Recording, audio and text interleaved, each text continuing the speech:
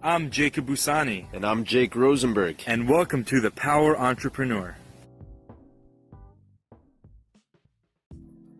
Today we have an interview with Jonah Halper. He's a philanthropist, an author, a speaker, and he's currently serving as the managing director of his company, ALTRUICITY. With decades worth of experience and millions of dollars raised for various organizations, Jonah Halper is an expert on building a proper, fruitful, and amazing relationship with your clients.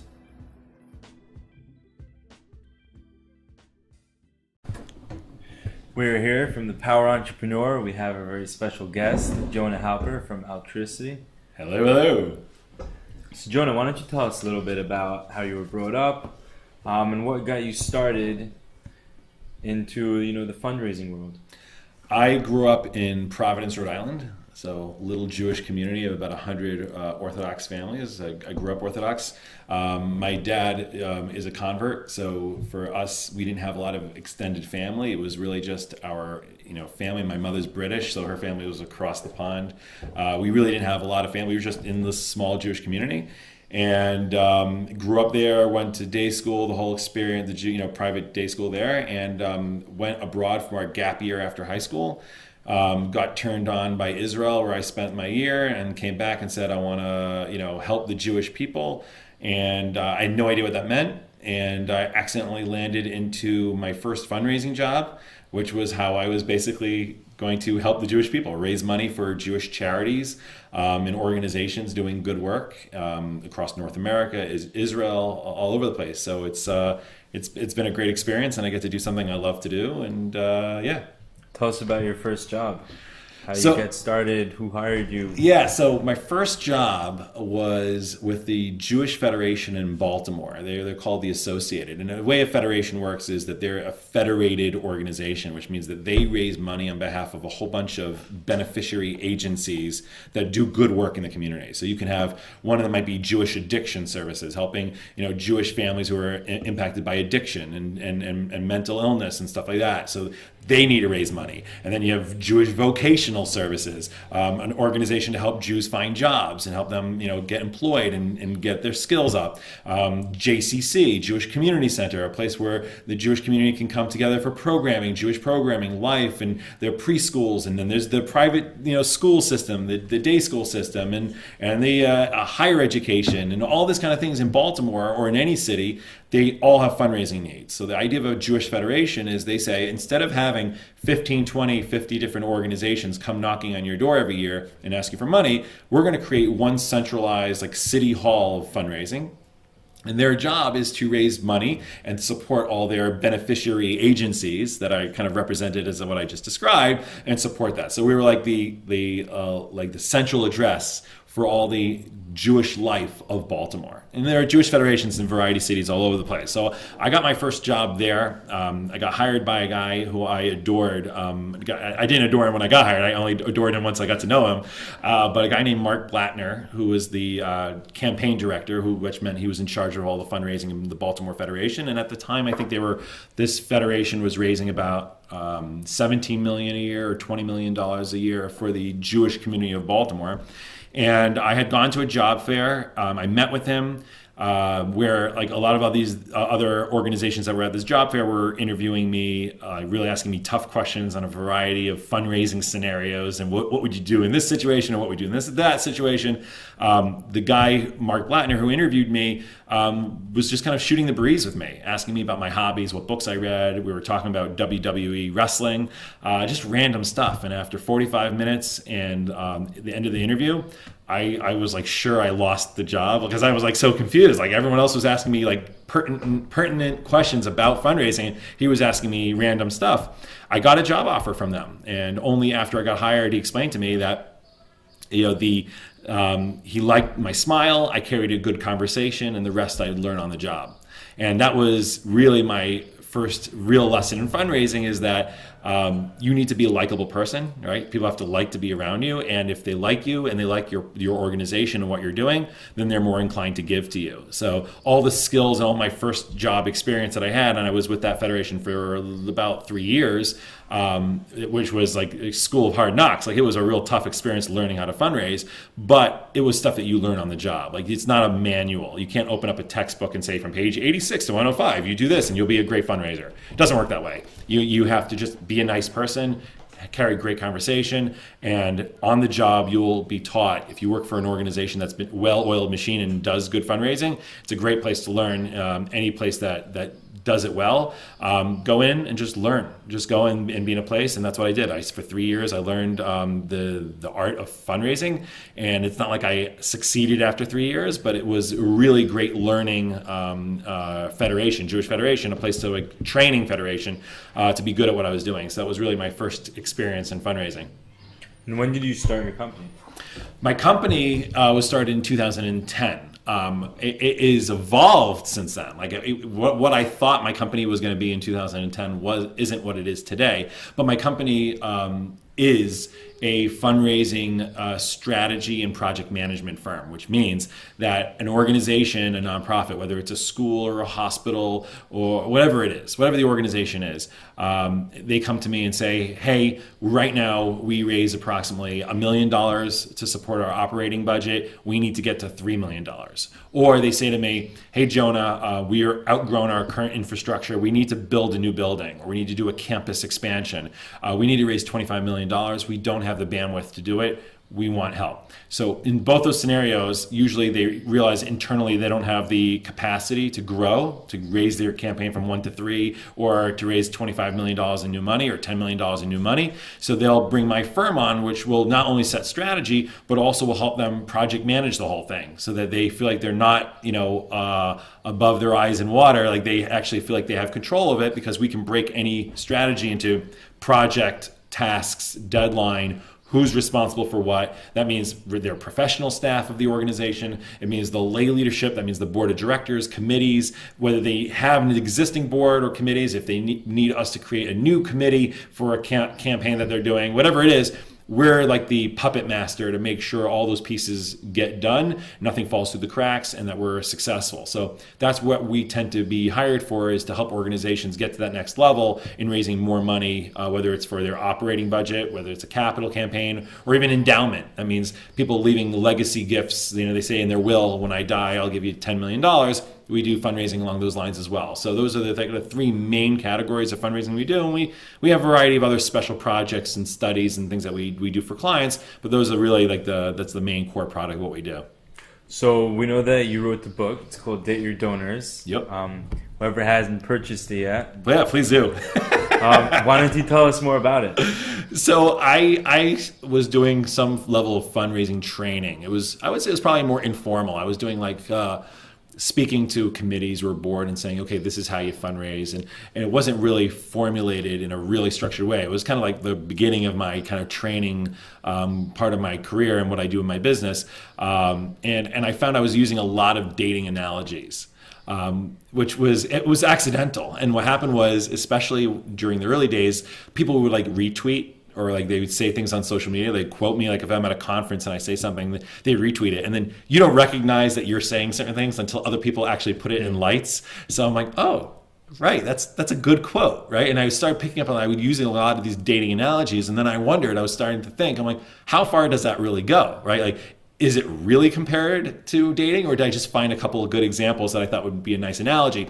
And as I started to unpack how I fundraise from first contact to making them a lifelong donor, the scary amount of analogy or metaphor that I was able to use for fundraising and dating really carried through the entire way.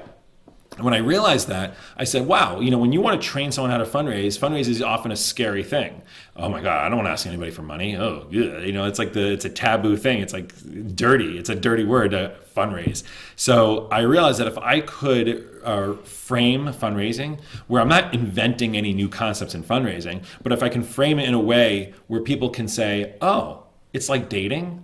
oh, like this is the process and this is what it's involved and this is what it takes to get someone from a non-donor to a major donor, then it becomes less scary. It becomes accessible. So if you're a soccer mom and you want to raise money for your kid's soccer team, or you're involved with your church and you want to raise money for your church, you don't have to be a professional fundraiser with 15 years of experience to be a good fundraiser. You just have to kind of reorient your thinking and thinking in terms of, well, if I want to develop a personal relationship, what do I do? Well, how can I apply those skills that I know in my dating life, hopefully at least some core dating skills that people have, and then realize that a lot of those same skills apply to fundraising as well. And by writing the book, it gave me an opportunity to kind of say, look, don't think fundraising is only accessible to an elite few. Anyone can raise money. You don't have to be $1 million fundraiser, but you can raise $5,000. You can raise $1,000, right? Do something on your scale and what you need, and to make it accessible to the average person. So I created this book called Date Your Donors. Not literally. I don't suggest you to actually date your donors. And if you do, don't come, don't blame me for that. But the idea, the metaphor of saying dating your donors, of it being a relationship, as opposed to just like a one night stand, or asking them like they're an ATM machine where you're just looking for their dollar, right? That is real quality fundraising. And what separates the mediocre fundraisers from the great fundraisers are the ones who develop real relationships and treat it like a real relationship. And that's really what the premise of the book is all about. So the mental shift that came with that realization, is that what got you from being just a fundraiser for other organizations to kind of breaking into the strategy field and starting your own company? That's a really good question. No, I would say that my motivation to start my own company was primarily selfish. Because at the time I loved what I was doing. I knew I was going to be a lifer in this space. I knew I was going to be a nonprofit guy. I knew I was going to be a fundraising guy. I just knew that. But I realized that it's hard in the nonprofit space to make a real living, especially if you're paying for private day school education. That stuff ain't cheap, by the way. Yeah. So that kind of stuff made me realize okay, well, if I want to take my skills and take my knowledge and my love for the space, can I find a way to do that in a way where I can be entrepreneurial, and to build a company that can still service that audience, and I can kind of stay in it, but without having to be stuck making, the lower end of six figures, where I'm stuck only making $100,000, which if you live in the New York market and you're doing private school tuition and your private school is $40,000, $50,000, there's nothing left to put food on the table. It's a real problem. So I realized that I had to create my own company, and that took a lot of time, but there was no correlation between that and that shift in mindset. That shift in mindset really helped me evolve the way I train people on how to fundraise, or a lot of the boot camp type of fundraising training I do for people who want to get into the business of fundraising, or even as a lay leader, brush up on their fundraising. That was where that was more valuable. But the idea of going from the nonprofit space to for-profit servicing the nonprofit, that was really more of a selfish decision. But it had some other benefits that I didn't realize at the time. And one of the biggest ones was people listen to me more. Right? When you're on the outside and you're a consultant and they pay you real money to tell us how to do it, right? They listen to you better than being a guy on the inside, right? If you're just an employee, right, and you're somebody who's one of 50 employees, even if you are high up in the organization, there is a certain level of all right, nice idea, we'll see how it pans out, or we'll see. But when they hire a firm, their attitude is, we need somebody to come in and tell us how to do this and to manage the process. So there's incredibly gratifying experience where the ideas that I recommend are implemented. And they're not implemented 5 years from now, right? They're paying me to implement it now. So there's an instant gratification I get, and an ability for me to see the impact that I have on an organization that's much more immediate.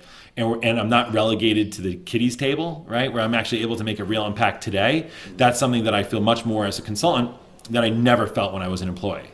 And is that something you would definitely rather stay with, or did you enjoy the other side of it in a sense as well? It would have to be the attraction to go back and to work for one organization would have to be super strong, in the sense that it would have to be an organization I adore, and there are organizations I adore, and it has to be a dynamic where I feel like I'm positioned to make a real difference.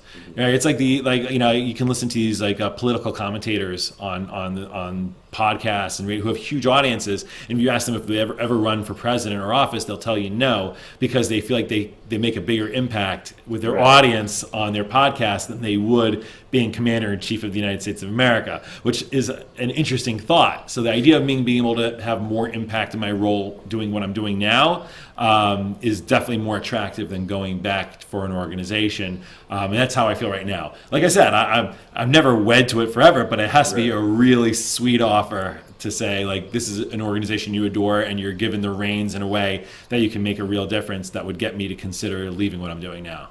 What was the most gratifying fundraising event that you held?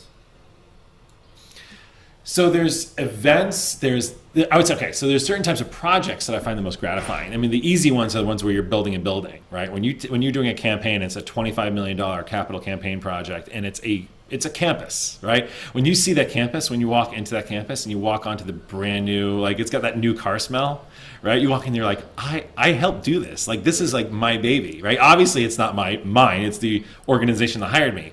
But when you walk into a project that you are part and parcel involved in the success, like, that is an incredible experience. So there are definitely projects where you walk in and you're like, wow, like, I made this happen. And then there are other ones that are more like not necessarily as tangible as seeing a physical building, where an organization is in trouble or they need to hit some real important benchmarks and you help them get over that hump. That also incredibly gratifying. Events, there are certain events that I find that are enjoyable, sometimes because of the money raised and sometimes because of the friend raising, like, not fundraising, but the friend raising involved. Like, it could be like the people who are coming out to this thing, I realize have just opened up my world of possibility for the organization. Well, this was when I was a full-time employee, or even with clients now. If I can do an event that raises money or at least brings really high-level people to an event, that opens my ability to network and develop real relationships with an expanded audience, then I get really excited because of the potential that's attached to that event that I'm walking into, and say, like, wow, like, these are the right people, and it gives me such great ammunition to go after this event is over and do proper follow-up and engage these people and do some great work. So it's like, I know it's a good event if I'm like chomping at the bit, like, to say, okay, what's next, right? Like, this is going to be some great stuff that's going to come out of this because of these were the right people who were in the room. Is that something is that a primary driver that gets you excited in this industry, or is there potential? Absolutely. Everything in my world is about the potential. Like, it's funny because, like, even in my personal life, I'll talk to my wife. Like, I have very poor memory of things that were. Right? Like I don't remember my childhood, and it wasn't like I didn't have a traumatic childhood, or I wasn't beaten as a kid, or it wasn't like a terrible childhood.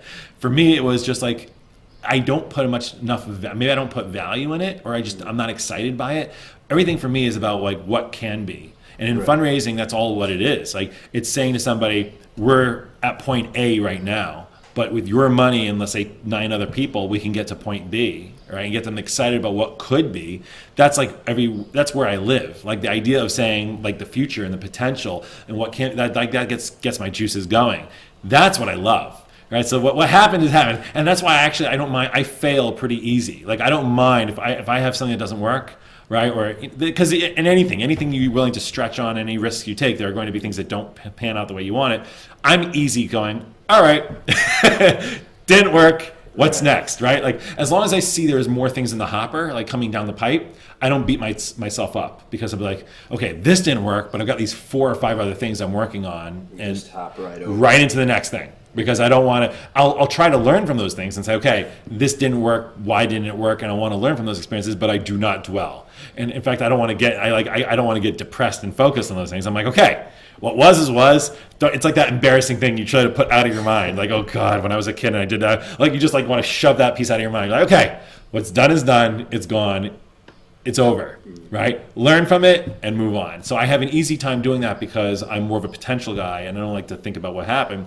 I'll focus on the things that are coming down the pipe, and that gets me excited. So that's, in my business and everything in my personal life, it's all about what could be, and that's the world I live in. Yeah. Does that ever come and bite you in the butt? It does, I think, because you know what? It makes, I don't know if the way you feel like there's a little bit of a lack of authenticity is there's an attitude of a little bit of like a fake it till you make it approach, right? Which has its value, right? Because anything of substance came from somebody who said, let's turn this into something, even though it's not there yet. So there's a certain amount of like way you talk and the way you present things as that kind of slippery slope between, are we there yet, or are we just talking like we're there yet? right? So there's a little bit of that where you want to be authentic and you want to be real and say, this is where we are today, but this is where we can be. But you want to get them excited without trying to sell them on a bill of goods that's not there yet. So you need to be honest. And there's times that it's not overt, like I'm selling them something that it's clearly not there. But there are times where you're like, okay, like I want them to feel like they're going to be part of something amazing, right? But but to try to educate them and let them know that it's not there yet. So there's that piece where you try to strike a balance of saying, I don't want to oversell it. So that I would say that's where it bites you in the butt, where you sometimes feel like, ooh, did I really kind of lay it on too thick? Or did I give them a good understanding of like where we are now, but this could be a reality.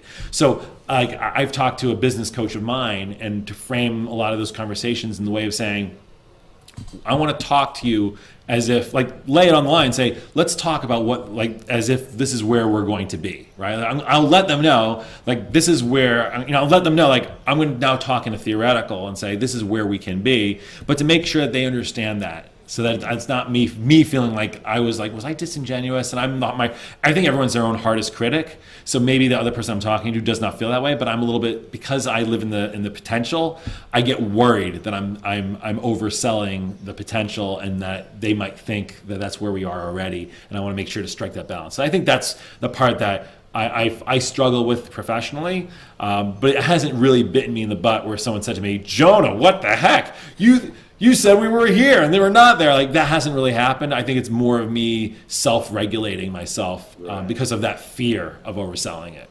Which could come in handy. Yeah. It's like, like any business. Like if you have a surgeon who's cocky and is not worried about doing a good job, like, be worried, right? Yeah. If a surgeon's very concerned and very, careful about the job they're about to do, that's the surgeon you want. You don't want anyone who gets lazy because they're confident in what they're doing. You want the person who is super sensitive and careful. That's the person you want to do the job. So I do recognize, for me, it's a little bit of a yin and yang issue.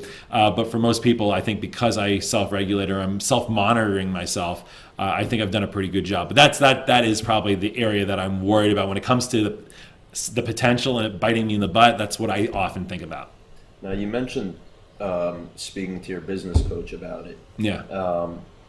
How did you go about, first of all, finding a business coach that, because fundraising is still a business, but it's a lot more on the other side of business. It's more about the interpersonal connection and what you're doing for others. Yeah. How did you go about finding a business coach or consultant, whatever you have, that understands that and can play it in the right way with you? So for me, finding my coach was less about them being an expert or knowledge of the nonprofit space. Mm-hmm. I didn't need them to know how to run an organization. I didn't need them to know how to raise money. That wasn't important for me. The coaching for me was more the underlying foundations of me running a company, because I'm right now a one-man show. I've had a partner in the past. Didn't work out the way I wanted it to work out. That's one of those live and learn experiences, and that's fine. And actually, I probably wouldn't change it. I'm happy with the way it played out in that evolution over time. But because I'm a one-man show right now, and because I have a staff that works for me, I have employees, having a sounding board to talk to somebody and to be, that coach therapist to help me think through challenges that I'm having is helpful. I don't have a sounding board of a partner to talk through those challenges, and I needed somebody so that I could talk to them and say, okay, am I thinking about this right? Am I stressing about nothing? Should I involve them in this decision? What do I, all those kind of big picture or even operational stuff was helpful to have a sounding board. So I didn't need them on the fundraising side. I needed them on the business side. So as long as he understands your thought process, that's really what's more important. Yeah, it happens to be a she, but regardless. But yeah, but of course. But yeah, she and truth is, I don't even know if she owned a company. It was more of her helping me think through the challenges and being, like any good therapist, like they're not giving me the answers. She's helping me talk through it, and it was just helpful to have someone to do that with me. And if she felt I was being disingenuous or I was not addressing the real issue. She was able to say, like, is that the real issue? And then it makes me stop and think, those kind of things. Like, that was very valuable. So they brought skills, like kind of social work kind of skills to the table that I didn't even need them to be an expert in. They never owned a company outside of, well, obviously they own their own coach consulting with their own person. But as far as knowledge of my space, they didn't need to have any of that. They just needed to be a good sounding board and help me think through some of the challenges that I have. That's, running the business, stressors with money, stresses with operations, other people, clients, anything and everything that comes up. This woman is a fantastic sounding board for me. Were there any people that you looked up to, like try to mirror match? Oh, yes. Oh, this is like I always look to other people. I don't have one person, because I don't think there's one person you want to look at and say, I want to be like Mike, right? It's not like there's one person that you want to be, because everyone has their certain skills and strengths, and you want to kind of peel off those pieces of what they have and say, I want to mirror those skills. So absolutely. I mean, in the nonprofit space, one of my early muses is a guy named Scott Harrison from Charity Water. Amazing organization, charitywater.org. You can look them up online, and remarkable organization. Like I mentioned before we got on doing the live show today, Seth Godin, who's a business writer and author and does a podcast now.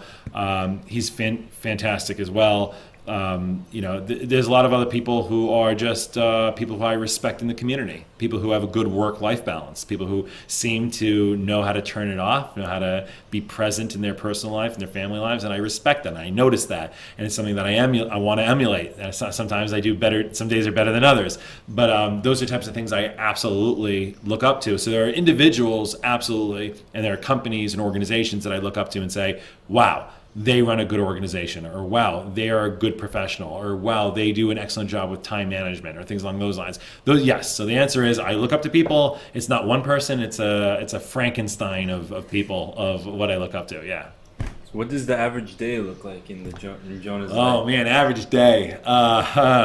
So this probably plays into my need for right now because because we're doing an interview. Yes. For me, it's the first 2 hours of this day is doing an interview. All right, so I would say that there's certain recurring themes on the way my business day works, but because of the nature of I'm judge, jury, and executioner, like I'm doing everything with the company, I have to be adaptable. So there's, of course, 10,000 5-minute things that I have to do in a given, day or week. But I would say the typical, for the value of this interview, I would say typically what I'm doing is, once I get my day started, outside my normal home routine with kids and school, getting them to school, and because I'm a business owner, I have the luxury of being present in the morning. So I'm helping with the kids doing lunch in the morning and things along those lines. I'll do one of the carpools for school. I'll get them, some of the kids. I have 4 kids, so 3 out of the 4 kids I can get to school, and then the youngest one my wife takes care of. And then at the end of the day, I'm able to be present in home because the kids come home, 4:30 in the afternoon.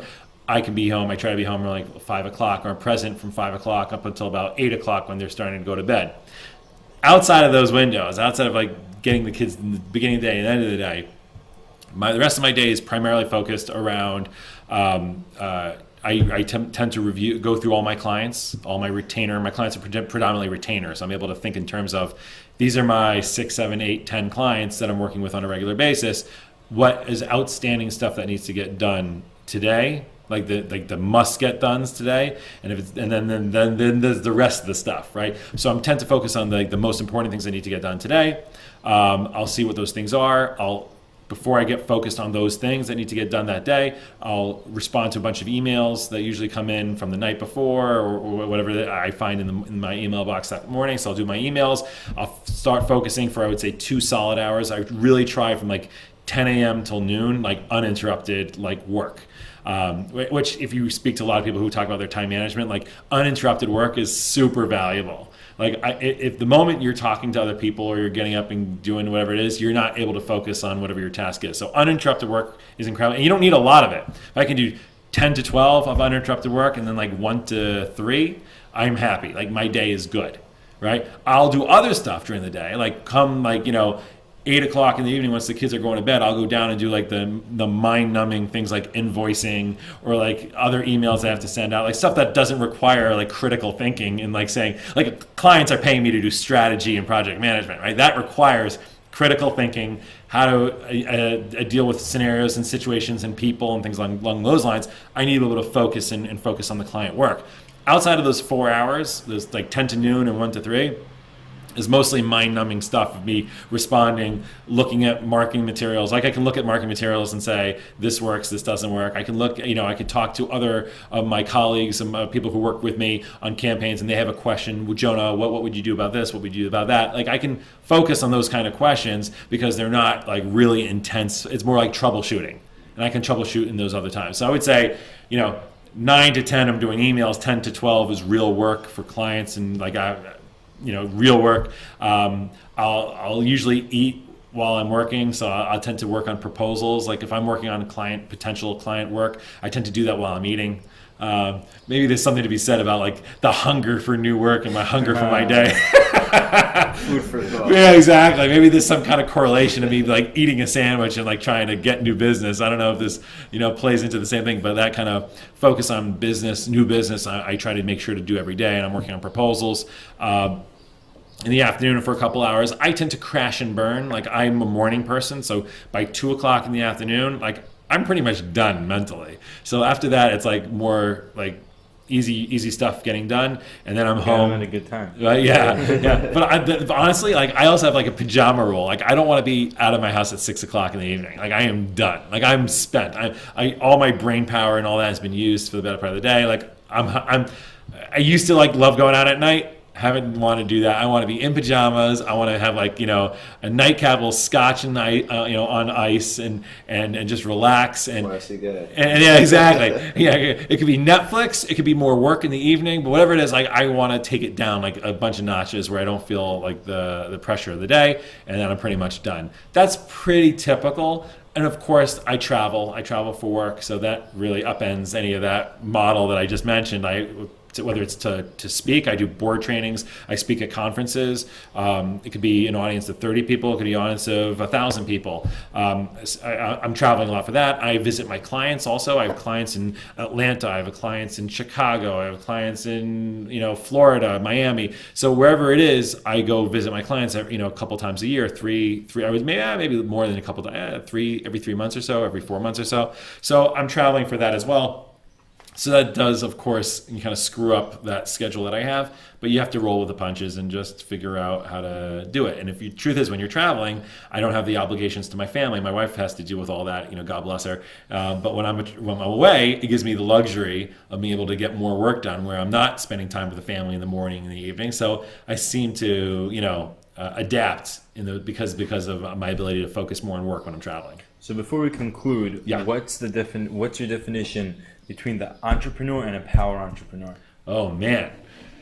All right. Well, I would say that there is, when I learned about entrepreneurship, and I think this will play into the difference between an entrepreneur and a power entrepreneur, is that there's a great amount of naivety that you go into starting anything as an entrepreneur, right? If you knew in advance how high that mountain you have to climb is, you would never do it. Like I've had a business that ended up failing and did not work out. And it was not because the business was good, the partnership wasn't a good partnership.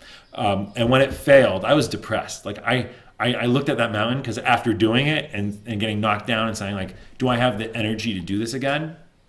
I don't think I was really in a funk. Like I don't think I was able to do that the way that business was again, because I knew now how much work it took. So in a lot of entrepreneurship, you don't necessarily know what you're getting into until you're already like looking back down and you're going, oh my God, look how high I've climbed. Like I'm on Everest here and I look how much is behind me. So I would say that a lot of it is an idea of a power entrepreneur is the ability to kind of push through the stuff, push through a lot of the hard work that goes into it, because Entrepreneurship sounds sexy. You get to be your own boss, right? You're not stuck in a cubicle. You get to do a lot of, I mean, there's some entrepreneurship that you are in a cubicle, but the point is that it sounds very sexy to be an entrepreneur, but there's a lot of like kind of pain and suffering that goes along with it. So in my attitude is, if you were to ask me what the definition of a power entrepreneur is somebody who is willing to push through it. Someone who's willing to push through the struggle and the challenges. And that's something that you have to admire, because it's not all roses.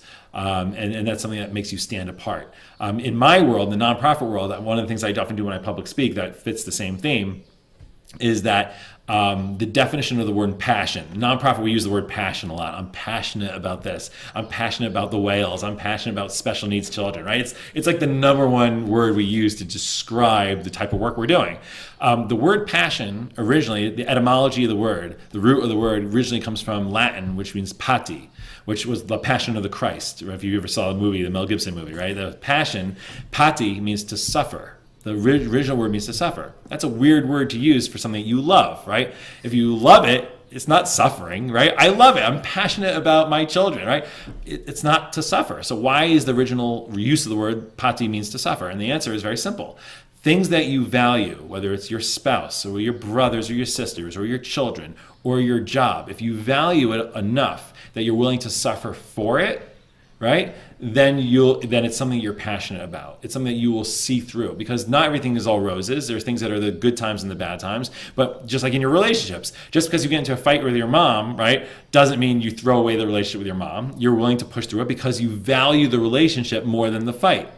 And any relationship with your spouse, relationship with your children, whatever, all those type of things, and with your business partners or anything that you're doing, if you're willing to suffer for it, right, then it says that you're passionate about it. And the same idea, I think in my definition, I would say what's the difference between an entrepreneur and a power entrepreneur is someone who's willing to push through it, suffer for the obviously the good times are the good times, have that cigar, celebrate when you should celebrate. But if you're willing to suffer for it, then I think that's a true definition of a power entrepreneur.